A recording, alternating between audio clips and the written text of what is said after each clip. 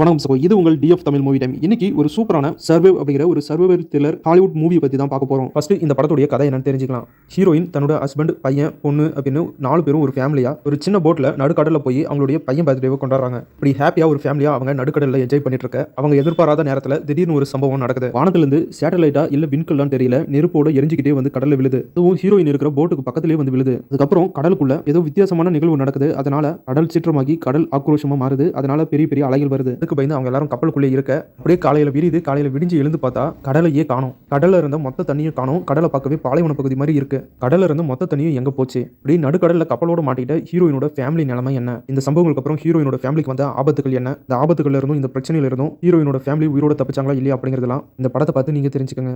படத்தோட ஸ்டோரி ரொம்பவே சூப்பரா இருக்கு. ரொம்பவே வித்தியாசமா டைரக்டர் யோசிச்சிருக்காரு. யோசிச்சதை கரெக்டா எடுத்திருக்காரு. சில விஷயங்கள் கொஞ்சம் சொதப்பி இருக்கு. ஆனாலும் படத்தை ஸ்டார்டிங்ல இருந்து எண்ட் வரைக்கும் ரொம்பவே இன்ட்ரெஸ்டாவும் சஸ்பென்ஸ் த்ரில்லரோடவும் சூப்பரா கூட்டிட்டு போயிருக்காரு. படத்தில் நடிச்சிருக்க எல்லா கேரக்டரும் ரொம்பவே சூப்பரா பெர்ஃபார்ம் பண்ணிருக்காங்க. படத்துல வர எமோஷனல் சீன்லாம் ரொம்பவே சூப்பரா கனெக்ட் ஆகுது. படத்துல வர VFX சீன்ஸ்லாம் கொஞ்சம் சுமாரா தான் இருக்கு. சில விஷயங்களை படத்துல டீடைலா சொல்லல. ஹீரோயின் ஃபேமிலி கடலுக்குள்ள வந்து எத்தனை நாள் ஆகுது அப்படின்னு சொல்லல. ஹீரோயின் இருக்கிற இந்த ஏரியாவில் இருக்கிற கடல் மட்டும் தான் காணாம போச்சா இல்ல உலகத்துல இருக்கிற எல்லா இடத்துல இருக்கிற கடலும் காணாம போச்சா அப்படிங்கறத சொல்லல. படத்துல நிறைய விஷயங்களுக்கான டீடைலும் எக்ஸ்பிளனேஷனும் தரல. உதாரணத்துக்கு சொன்னோம்னா நண்டு வந்து அட்டாக் பண்ணும். ஏன் கடல்ல இந்த நண்டு மட்டும் தான் இருக்கு, அது மட்டும் அட்டாக் பண்ற மாதிரி காட்டியிருக்காங்க அப்படிங்கிற மாதிரி ஒரு கேள்வி வருது.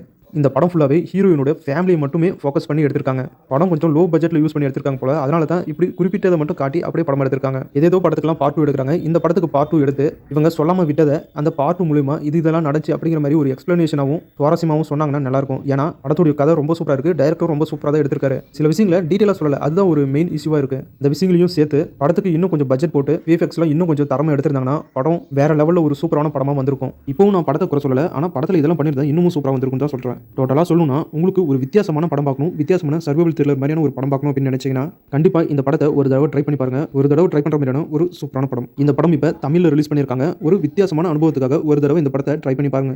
இந்த வீடியோ பிடிச்சா லைக் பண்ணுங்க. நம்ம சேனலுக்கு தொடர்ந்து சப்போர்ட் பண்ணுங்க, சப்ஸ்கிரைப் பண்ணுங்க. அடுத்து வேற ஒரு சூப்பரான படத்தோட இல்ல வெப் சீரிஸோட மறுபடியும் உங்களை சந்திக்கிறேன். இது உங்கள் TF Tamil movie time. Thank you.